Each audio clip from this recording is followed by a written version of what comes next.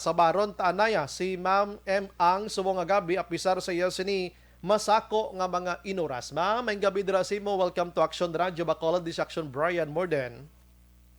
Mayong gabi, Aston Bry. Mayong gabi man sa mga nagapamati. Subong. Aha, salamat gid ma'am. Dito sa Quezon City may ara sang duha ka mga iloy or ginikanan nga nagpalabot sang reklamo sa Quezon nga kung pwede hindi lang anay pagdayunon ang pagbakuna sang nagaedad 5 ka tuig tubtob 11. Diri sa ato ang ilang ginakahangawan ma'am ato natabo nga ding baksya bala last many years ago na nga may nagkalamatay bindo nga tidway pagidman to mabalaan kung ano gid ang mga rason sa to. Pero diri sa aton sa Bacolod so far ma'am, kumusta ang aton nga listahanay kag kumusta ang interest ng mga ginikanan nga bakunahan ang ilang kabataan ma'am? Right now, diri sa Bacolod, ang aton mga ginikanan sang 5 to 11 years old, nag-amat naman sila Aston Bry para register sang ilang nga mga kabataan in preparation sa pag-launch naton sang rollout sang ining COVID vaccine sa February 14, Valentine's Day. Aha. So, ang aton naman niya ginahimo sa local government, diri sa siyudad ng Bacolod, kag sa lugar naman, diri naman niya sa part ng EOC kag COVAX, nag-prepare kita sang aton ng mga vaccinators kag ang aton vaccinating team nga ma-assign para sa 5 to 11 years old. Kaya may special training course, gid ni nga ginpreparar ang NVOC, ang Aha. National Vaccination Operations Center sa Metro Manila, kag Aha. ang DOH nga gin-atenanan sang aton mga vaccinators Action Bry. So more or less preparado na kita. This coming Wednesday, isapol namon liwat ang aton nga vaccination team nga ma-assign gid specifically para sa aton 5 to 11 years old nga vaccination. Aha.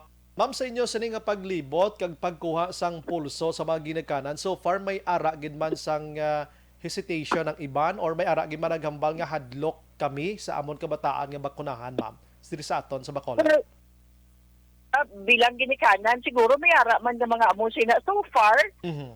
ako personally, wala pa ko may nasugata man sa amon nga paglibot-libot, Aha. pagkampanya for vaccination. Wala pa man sa may nagambal nga hesitant sila. In fact, it's the opposite. Ang kalabanan niya nga nagalabot sa akon Mhm. is nagapamangkot kung saan o naging Mm. start ang vaccination sa aton mga kabataan.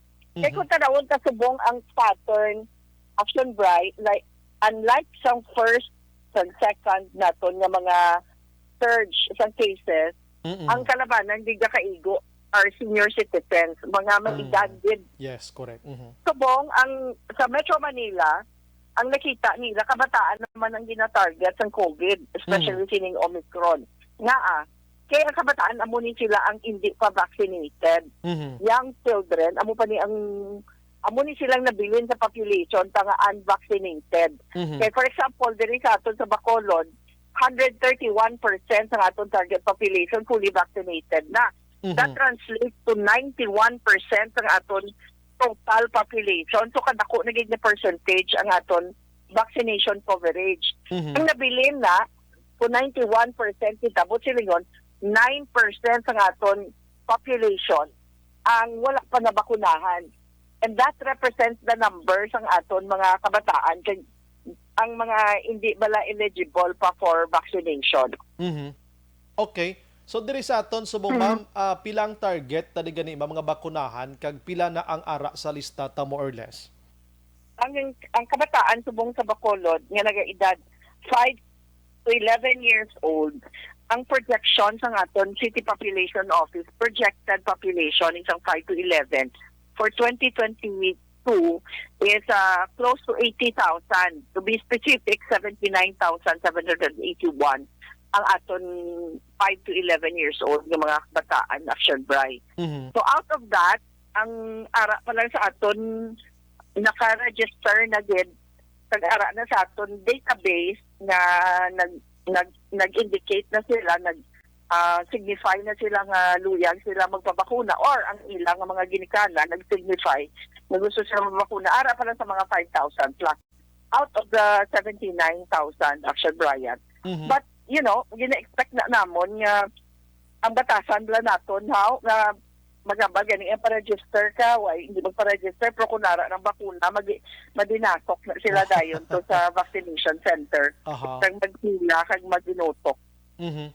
Okay, so kabay pa no. Sa imo mga experience imo nga paglantaw bi ma'am bilang isa ka nurse sa profession abi, may nagakahangawa gid abi no. Kung kisa may ara nagambal nga pag-inject sa amo ni nga bakuna baw naglain gid ang matsyag ni nakon or ni amo ni ginhilanat gid ko sa kabataan ta nga 5 to 11 ma'am ayhan hindi ni mabulubog at gid man sa ila ma'am sa paglantaw ma'am. Well, laini ang formulation, Action Brian. Remember, laini siya yung mas mas gamay ang Lower dosage. siya.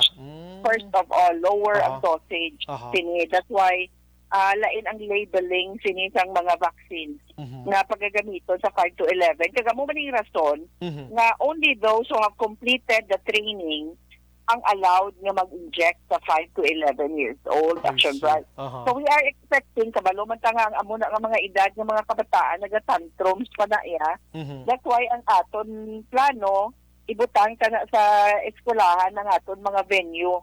May ginapreparar kita 3 ka sites for vaccination sites. Hindi Aha. lang hindi ko pa ma-announce subong kay wala ta pa nakuha ang approval Mhm. sini mga eskwelahan. Pero eskwelahan ni ato timuon kay mas manami na kay ang classroom naka-separate. Kay kabalo ka dasig bala ang mga bata may mabatian sila nga gahibi abi nila may hindi Mhm. naman naman to inject kay abi nila sakit or Sakit, yung mhm. tantrum lang ang bata. Mhm. So mas mayo kung separate classrooms, Aha. himuon pa nga ang aton vaccination area. Aha. May ara kita nga separate waiting area para sa mga nagahulat pa nga mabakunahan. Aha. Dito So, hindi sila ma-influence sa Mhm. mga kung may ara na nagahibi. Kaga natural ina Action Bri, kung Mhm. ikaw Iloy, pareho sa akon. Sang gagmay ang kabataan ko, may mapilasa na sila. Matag ko daw ako nang ginabuno. Oh, correct, Pero correct. gamay na nakapilas. Amo ginaiya, medyo OA ka kung ikaw parent, ikaw Mhm. ang ginikanan. So hindi gina madula ang mga pagkangawa. Pero tanawon ta, Mhm. ang ano naman ang matabo kung hindi sila makakuha sang protection. Mhm. Pag ma-expose sila, for example, sa mga bago nga variant. Subong may ara naman sub-variant ang Omicron. Wa Mhm. ipatakabalo kung ano naman na siya magiging epekto sila. Mhm. So, ang tanawon tada is to give, amo na ginahambal sa gina ni Secretary Duque, kay ari di sila nga 3 kaina, ni Secretary Galvez, kag ni Secretary Dizon, na ang population protection.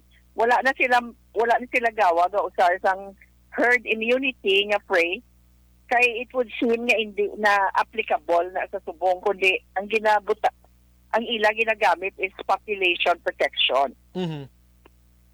Okay. So dito sa national ang iban to nga preparation ara sa hospital gid if in case gid man. Diri sa aton although di mo pa ma-mention ma'am ini hospital man ini or separate lang taya. Mhm. Ang aton classroom, eskwelahan. Eskwelahan. Sorry. Wala ko nabatian kay. Eskwelahan, may 3 Mhm. kita ka sites nga gina-prepare subject to the approval sang ang administration sang ining 3 ka eskwelahan. Mhm. Okay, the same man ma'am no ang inyong preparation, ambulance, doctor, tanan kon if in Yes. case gid man kompleto kita gyapon. Mhm. Yes, correct. Kaya para tanan ang mga preparado kita tanan. Kaya ang pinaka-importante, ang vaccinators Aha. nga ma-assign are already those who are trained with para sa typically sa 5 to 11 years old. I see. Amo mala na. Ma'am, lastly ma'am, kumusta sa buong Bacolod ma'am? Do naganubo ang aton sini nga cases ma'am. Do pila na kaadlaw nga medyo nagkulokalma siya. Mhm. Thankfully, sakto na ang word, nagkalma ang aton cases subong. Aha. Nagapanubo. And hopefully, magpadayo na gid. And that would only mean, Action Bri, nga nakalampuwas na kita sa peak ng ining nga surge. Kag hopefully, hindi na magsaka liwat.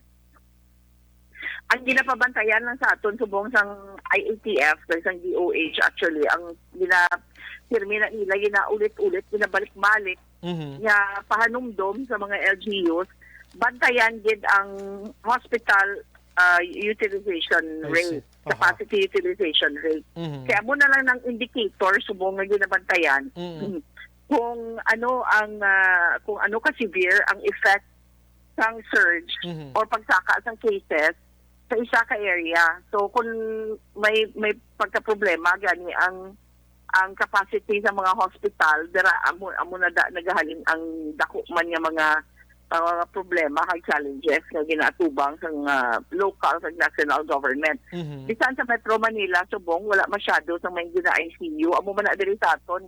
Actually damo sa cases damo nagka-positive pero ang observation na do common colds lang, daw flu ang mga symptoms. Wala na sang pareho sang nagligad na surge na once mag-positive, laban-laban ka hospital. Pagka-hospital, nagagrabe, may intubate. Subong wala na masyado Why sang na? may nag-undergo sang intubation. Kagato ba lang sala ta kay base maubusan ta bala oxygen nga supply ma'am no? Nagligad. Yes. Mhm. Yes, Aha. amo gito. Wala labot nga wala na kwarto sa mga hospital. Aha. Naubusan pa kita nag-shortage pa ang supply ng oxygen. Amo to makakululbaan din sa tanan. Sumunod ka And symptomatic. thankfully, wala na. Subong niya, we have sufficient supplies ng oxygen. We have sufficient number of rooms sa mga hospitals pa naton. Aha. Kaga ang aton ng mga frontline healthcare workers, Mhm.